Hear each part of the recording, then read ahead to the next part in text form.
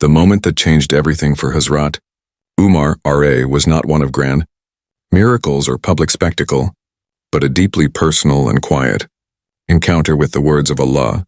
It began with anger in his heart. He was on his way, sword in hand, intending to confront the Prophet. But along the way, someone told him to first check on his own sister and brother-in-law, who had accepted Islam. In that moment, Allah was already guiding his steps toward him, something far greater than he could imagine. When he reached their home, he heard the recitation of the Qur'an from behind the door. It wasn't poetry or storytelling like the Arabs were used to. It was divine speech, full of truth and unmatched beauty. Outraged, he stormed in, striking his brother-in-law and then his own sister. But as soon as he saw her bleeding, something inside him shifted. The fire in him calmed for just a moment, and guilt softened his rage. He asked to see what they had been reading. They handed him the verses of Surah Taha, verses that spoke about the majesty of Allah, the story of Prophet Musa A.S., and the purpose of life. As he read them, something profound happened. The words didn't just reach his ears, they reached his heart. He was overwhelmed by their clarity and truth.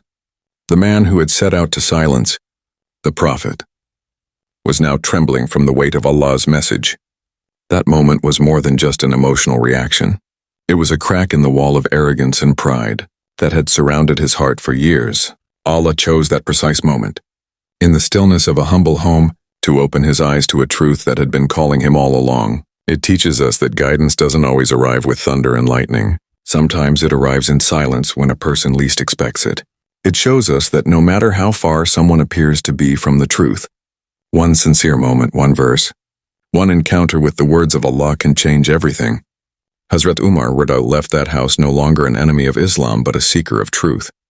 That transformation didn't just benefit him, it empowered the entire Muslim community.